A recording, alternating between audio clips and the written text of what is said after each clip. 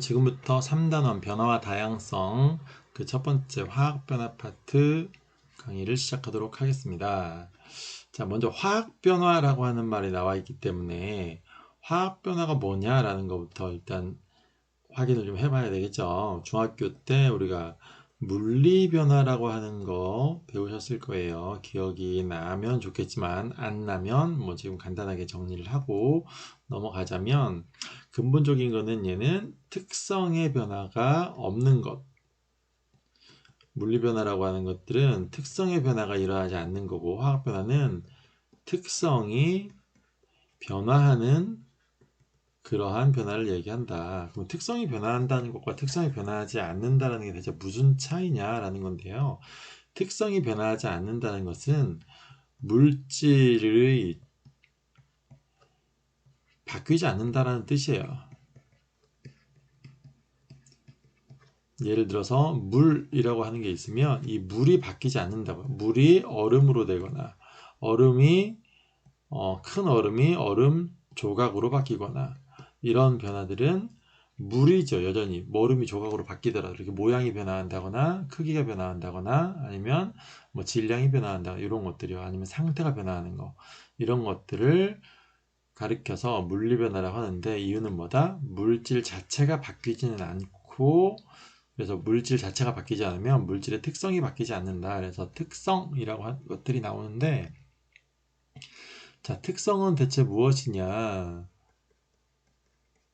특별한 성질이겠죠. 물질의 고유한 성질을 이야기합니다.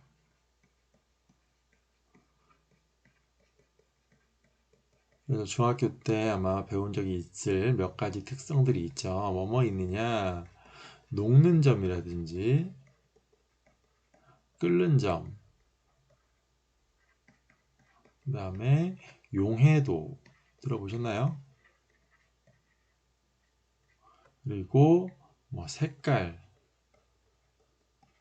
밀도 이런 것들이 물질의 특성에 해당합니다. 그래서 이 물질의 특성이 변화를 한다라고 하는 것은 아까 물리 변화에서 얘기를 했었죠. 물질의 특성이 변화하지 않는다라는 것은 물질이 바뀌지 않는다라는 거였고, 물질의 특성이 변화한다라는 것은 그럼 결국 뭐겠어요? 물질 자체가 바뀐다라는 거예요.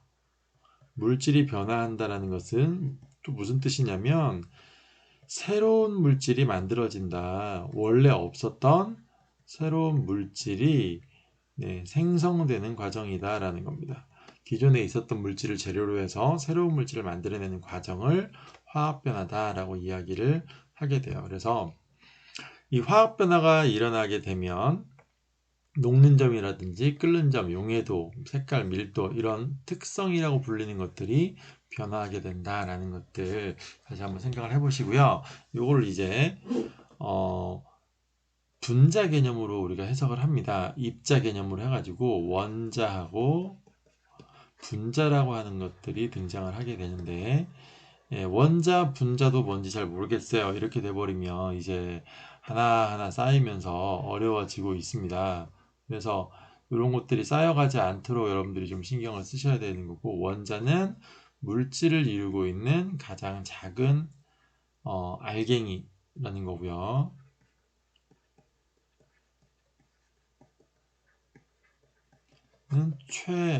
최소 입자라는 말을 사용을 해요. 알갱이라는 뜻에서. 다음 분자는 물질의 성질을 나타내는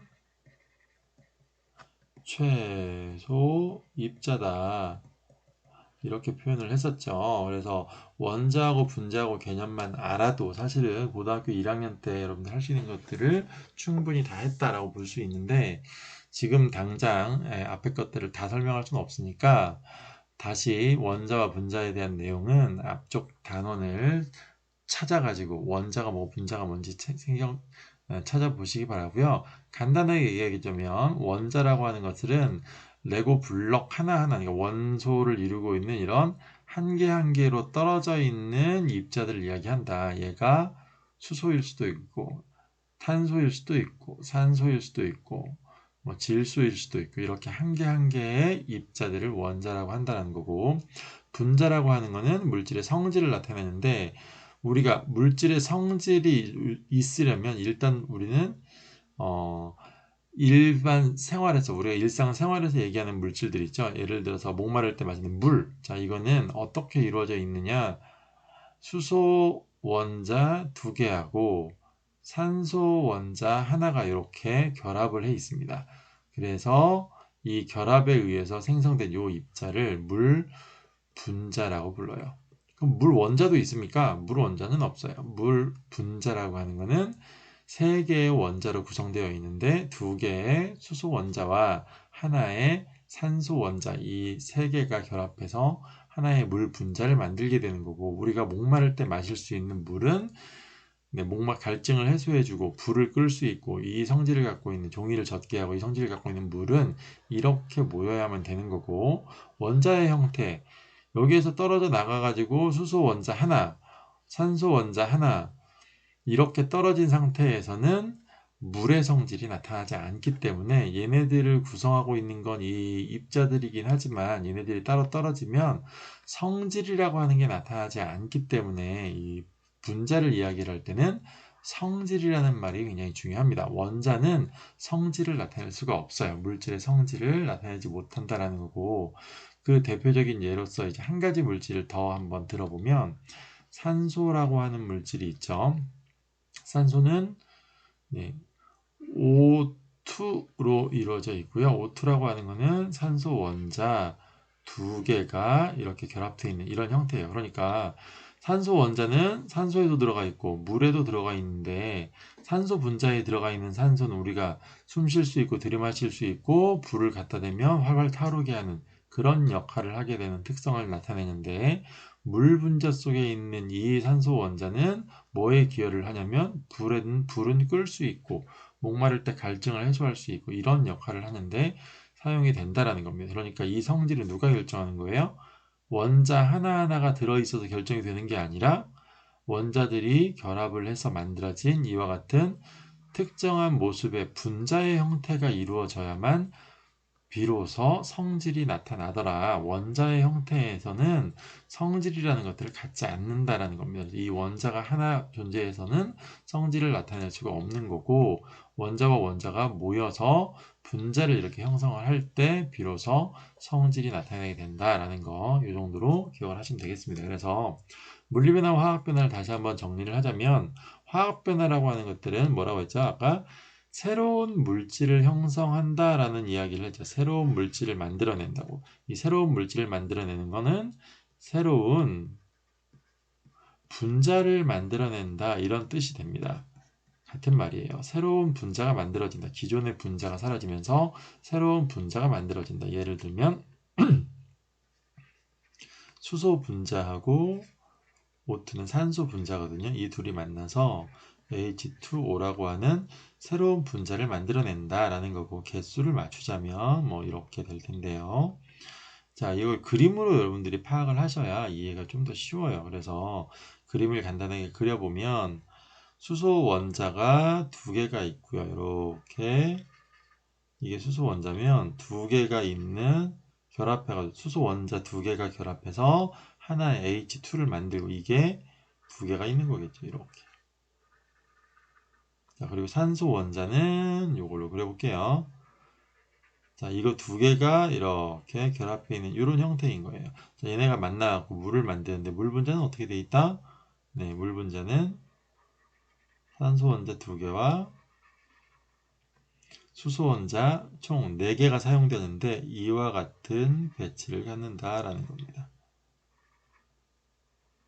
자, 그래서 지금 변화한 게 분명히 어떻게 나타나죠? 처음에는 수소 원자 2개가 결합해서 하나의 수소 분자를 만들었고, 그렇게 생긴 게 2개가 존재했었단 말이에요. 그리고 산소 원자도 2개가 결합해서 산소 분자를 형성을 했었는데, 얘네들이 새롭게 뜯어진 다음에 끊어지고 나서 가운데가 끊어지는 거겠죠. 이렇게 쫙 결합이 끊깁니다. 그래서 각각의 결합이 전부 끊기고 나서 재결합을 함으로써 이와 같은 수소 2개와 산소 하나가 결합해 있는 물 분자를 총 2개를 만들어낼 수 있게 된다는 겁니다. 그러니까 하나의 분자는 이게 뭐 있었어요?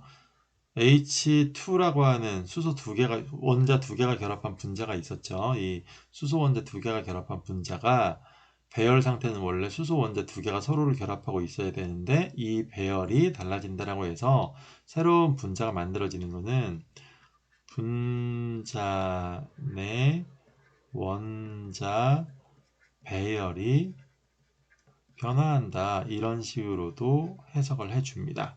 이 말이 무슨 얘기냐 방금 설명했던 거예요. 이 한 분자는 지금 산소 원자 두 개가 결합해 있었는데 새롭게 만들어진 분자를 보면 어떻게 돼 있어요? 산소 원자는 하나 있고 여기도 수소 원자 두 개가 서로 결합을 하고 있었는데 자기들끼리 이쪽에 보면 산소하고 같이 결합하고 있는 모습으로 분자를 이루고 있는 원자들의 배열이 바뀌었다 이런 뜻이에요.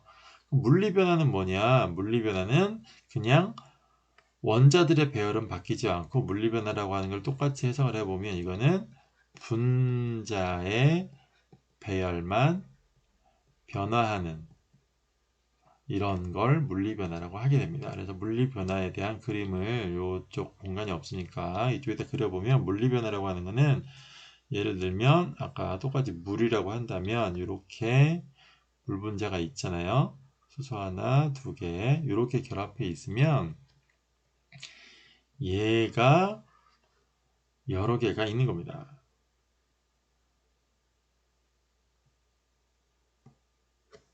네, 이게 여러 개가 이렇게 존재한다라는 거예요.